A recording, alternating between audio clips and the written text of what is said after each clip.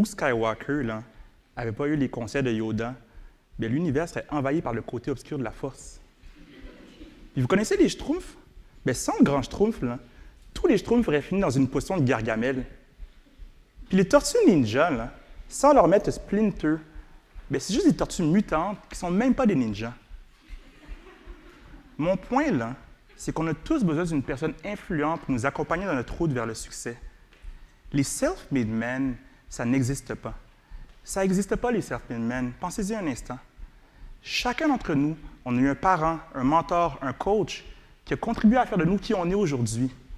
D'ailleurs, le mot « coach » dans son étymologie, c'est une voiture tirée par des chevaux qui conduit les voyageurs d'un point d'origine vers une destination.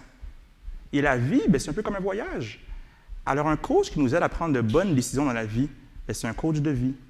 Et si vous devez retenir une chose de ma présentation, c'est que des coachs de vie, il en manque pour nos jeunes en milieu défavorisé, puis il faut commencer à en développer dès maintenant.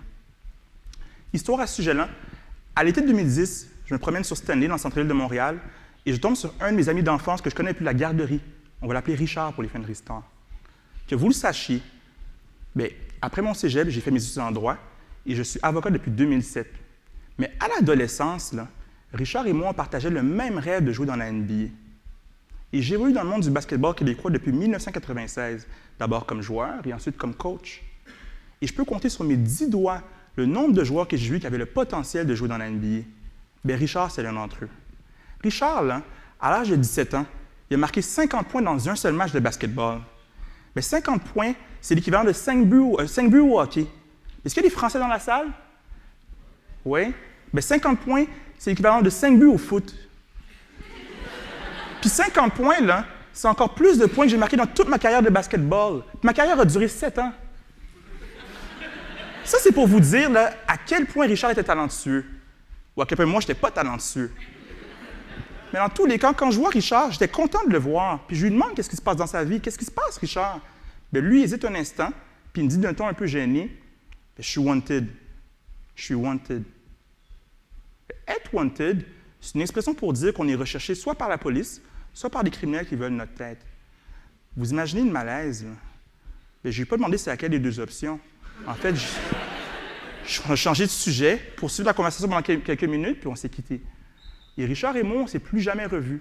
J'ai par la suite entendu dire que Richard n'avait jamais obtenu son diplôme d'études secondaires et qu'il vivait de la criminalité. Laissez-moi vous dire, un avocat qui va au palais de justice pour aller plaider à 9 h le matin, bien, généralement, il arrive un peu plus tôt, vers 8 h 30. Il va à la cafétéria pour aller chercher un jus ou un muffin. Des fois, il révise ses notes de plaidoirie. Il jase avec des confrères qui travaillent pour d'autres firmes d'avocats. Il ne s'attend pas à tomber sur un vieil ami qui fait face à des accusations criminelles. Bien, moi, depuis 2007, ça m'est arrivé 3 fois. 3 fois avec d'autres amis d'enfance qui partageaient la même passion pour le basketball que Richard et moi. Comment c'est possible? Comment ça se fait? On sait déjà que le sport, c'est une activité que les jeunes aiment et qui développe chez eux de saines habitudes de vie. D'ailleurs, le sport étudiant augmente le sentiment d'appartenance à l'école, puis c'est pour ça que les écoles ont investi massivement dans les activités sportives. Mais pensons à Richard un instant. Lui, il était passionné par le sport. Alors, c'est quoi qui est arrivé? C'est où que ça cloche? Bien, comme vous, comme moi, Richard a besoin d'une personne pour le guider. Et c'est d'autant plus vrai dans son cas qu'il vivait avec une mère monoparentale dans un HLM, une habitation à loyer modique. Et comme plusieurs jeunes turbulents, bien, Richard il refusait d'écouter ses enseignants. Tout ce qui l'intéressait, lui, c'était le basketball. Alors, les seuls adultes qui l'acceptaient d'écouter, c'était qui, vous pensez? Bien, c'était les coachs de basket. La recherche démontre que les coachs sont les adultes les plus influents pour les jeunes athlètes, après les parents. Ça, c'est une emprise qui est énorme. Puis les coachs ont l'opportunité de développer chez les jeunes 4 habilités de vie, reconnues en psychologie sportive. La compétence, la confiance, le caractère, la connexion.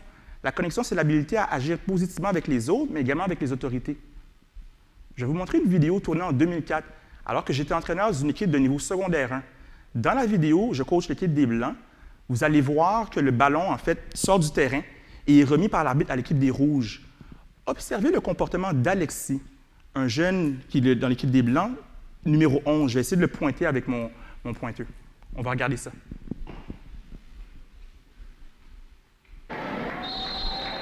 Alors, c'est Alexis.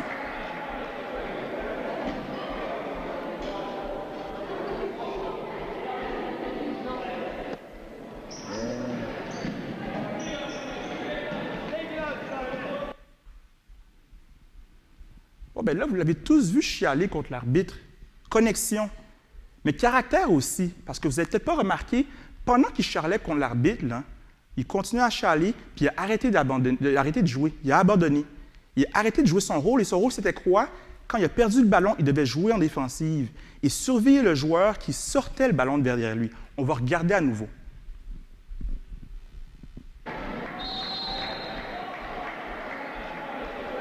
Alors là, c'est Alexis. Encore une fois, il parle contre l'arbitre, il n'est pas content. Je chiale, la balle remise en jeu. Ah, là, il est trop tard. Mais ça, quand Alexis rentre au banc, c'est une occasion de lui dire « Alexis, belle intensité, mais tu faisais quoi à chialer contre l'arbitre? Pensais-tu vraiment que tu allais changer ta décision?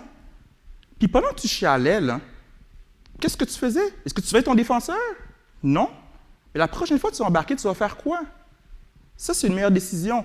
Good job, va t'asseoir. » Bien ça, là, c'est une intervention après une séquence de 15 secondes.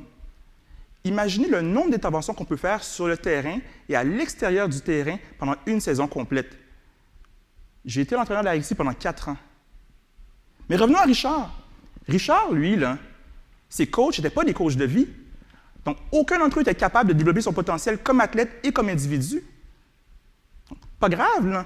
Si Richard, il coule à l'école parce qu'aucun coach surveillait ses notes. Puis fumer du pot, c'est pas important. Pas grave non plus si Richard rate des cours à l'école, parce que Richard, il est là quand ça compte, durant les matchs, pour marquer des points et faire gagner son équipe. Et si on perd, bien là, c'est grave. On peut quand même dire à Richard, par contre, que c'est de la faute de l'arbitre. Dans mon camp, j'ai eu des parents qui ont énormément insisté sur la valeur de l'éducation. Et j'étais assez doué à l'école, alors je n'ai pas vraiment été à risque de décrochage. Par contre, quand j'étais adolescent, j'étais petit, j'étais timide. J'étais pas Luke Skywalker, là. Le schtroumpf à lunettes, ça, c'était moi. J'avais énormément de difficultés à m'affirmer. Si, à l'âge de 13 ans, on m'avait demandé de faire une conférence TED, j'aurais fait une crise cardiaque. Sauf que j'ai eu la chance de jouer au basketball dans une école qui est reconnue pour la qualité de ses coachs. Et c'est mes coachs qui m'ont aidé à prendre confiance en moi et à développer ma capacité à surmonter les obstacles. Au basketball, mais dans la vie aussi. Alors, quand on m'a invité à donner une conférence TED, pas à l'âge de 13 ans, mais à l'âge de 29 ans, bien, j'ai quand même fait une crise cardiaque. Sauf que j'ai accepté de relever le défi parce que j'avais confiance en ma capacité à y arriver si je mettais les efforts nécessaires.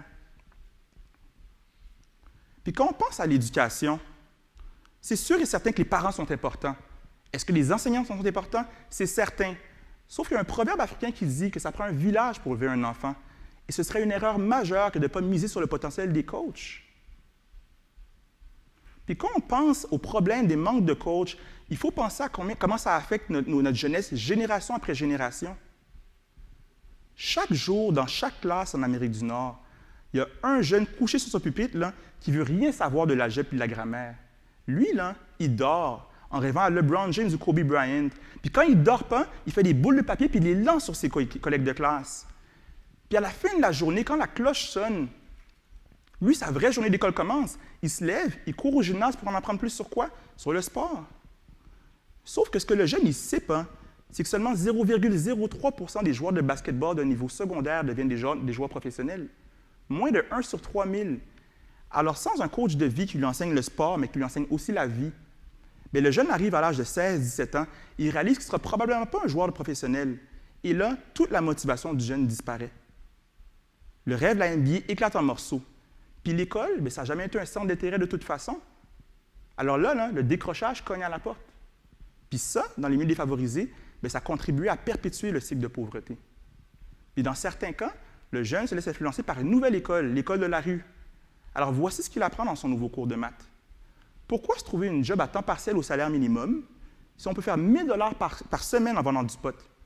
Puis ensuite, 1 000 $ par jour en vendant de la coke? Sans un coach de vie, n'importe quel Jedi en herbe peut tomber du côté obscur de la force. Je vous le dis. Sans un coach de vie, n'importe quel Jedi en herbe peut tomber du côté obscur de la force. Mais donnez aux jeunes un coach de vie dédié à enseigner le sport et aussi la vie. Est-ce que tous les jeunes deviennent des joueurs professionnels? Non. Mais ce n'est pas ça l'objectif. Avec un coach de vie, le jeune apprend d'abord que pour jouer dans la NBA, il faut jouer au moins 1 an à l'université. Puis ensuite, Il apprend que compte tenu des chances de jouer dans la NBA, un plan B, ce ne serait peut-être pas une mauvaise idée. Puis là, l'importance des études prend tout son sens. Finalement, bien entendu, comme je viens de le mentionner, le coach de vie sait enseigner des habiletés de vie aux jeunes. Alors, si le jeune arrive à l'âge de 17 ans et a le potentiel de jouer au niveau universitaire ou professionnel, bien, tant mieux. Mais la plupart des jeunes n'ont pas ce talent-là. Mais ce qu'ils ont grâce avec un coach de vie, c'est le potentiel de devenir de jeunes adultes responsables. Puis pensez à une chose. C'est qui les élèves populaires dans les écoles? C'est qui? Bien, c'est les sportifs. Puis eux, ils deviennent des leaders positifs, mais ça prend d'abord des coachs de vie. Des coachs de vie, ça existe. Un exemple, c'est le coach Ken Carter, qui a été coach à l'école secondaire Richmond en Californie. Mais Ken Carter, de 1997 à 2002, c'est là qu'il coachait, il insistait sur la valeur des études et des habiletés de vie au-delà des performances sportives. Et tous les joueurs des équipes de coach Carter ont réussi leurs études secondaires. Mais des coachs Carter, c'est rare. C'est tellement rare que Hollywood en a fait un film. Mais coach Carter, là, ça n'aurait pas été un film.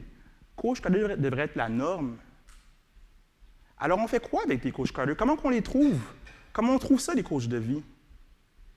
Mais des coachs de vie, ça ne se trouve pas. Ça se développe. Ça se développe avec un training et une supervision qui permet aux coachs d'apprendre de ses erreurs. Mais malheureusement, les coachs ont généralement peu de supervision et de rétroaction sur leur travail. Donc, l'exemple typique, c'est le jeune de 19 ans qui aime le sport puis qui veut aider son ancienne école en coachant.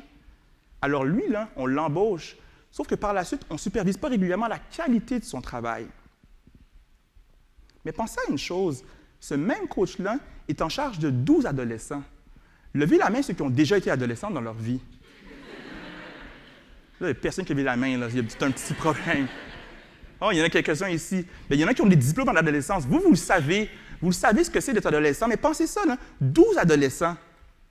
Puis ce coach-là, là, c'est lui le modèle de ces jeunes-là. Puis on ne lui donne pas de supervision. Le même coach qu'on engage dans un fast-food pour flipper des hamburgers, on lui donne la supervision. C'est absurde, là. Il faut développer des coachs de vie. Puis moi, je le sais, j'ai été coach pendant 9 ans dans une école secondaire. Et j'ai appris en ayant du feedback de mes mentors que j'ai eu comme coach, mais aussi de tous mes collègues avec qui j'ai changé des idées après chaque pratique, après chaque match. Le nombre d'heures que j'ai passé dans des restaurants pour parler de coaching, si j'avais économisé tous les dollars que j'ai payés en souper pour parler de coaching, là, je serais aujourd'hui indépendant de fortune. Mais aujourd'hui, je ne suis pas indépendant de fortune, je travaille pour gagner ma vie, mais plus comme avocat. Depuis 2013, j'ai décidé de quitter mon emploi pour me consacrer à temps plein à Pour 3 points, un organisme que j'ai cofondé en 2011 et qui est mis sur le sport pour soutenir la réussite éducative des jeunes. Et dès cet été, on met en place un programme de développement de coach pour que ces coachs-là soient capables d'enseigner des habiletés de vie, la compétence, la confiance, la connexion, le caractère.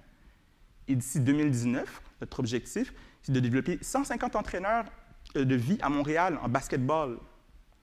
Et pensez à ça, en moyenne, une équipe compte 12 joueurs, donc ça fait 1800 jeunes qui sont atteints annuellement par année, bien entendu. Puis pensez à l'impact si un coach s'engage pour une période de 10 ans. Puis si le modèle de Pour 3 points réussit, bien, il peut être répliqué partout, à Québec, à Toronto, à New York. Puis est-ce que le basketball est une fin en soi? Pas du tout. Le basketball est uniquement un véhicule pour rejoindre les jeunes à travers une activité qui les motive. La notion de coach de vie, elle s'applique à d'autres sports et à toutes les activités qui mettent en relation un adulte influent avec un jeune. Donc, des coachs de vie pour des activités musicales, artistiques, pourquoi pas? Mais pour que ça arrive, il faut réaliser que les activités sportives et parascolaires offrent une opportunité d'enseigner des habiletés de vie qui sont complémentaires à la lecture et l'écriture. Puis ces habiletés-là, c'est elles qui font de nous de meilleurs individus. Et pour enseigner ces habiletés-là, il faut penser à la qualité des intervenants. Un cours de français ou d'histoire a d'utilité seulement si l'enseignant qui le donne est compétent. Et c'est la même réflexion qu'on devrait avoir au sujet des coachs de vie, des intervenants pour parascolaires et au niveau des activités sportives. Et si jamais on développe des coachs de vie, les jeunes qui vont bénéficier vont devenir des adultes heureux, en santé et engagés dans leur communauté. En d'autres mots, là, si on développe des Yoda, on va voir des Jedi émerger, qui vont être partout dans tous les coins de rue. Donc, grâce aux coachs de vie, des Jedi à Montréal, mais partout à travers le monde, que la force soit avec vous. Merci.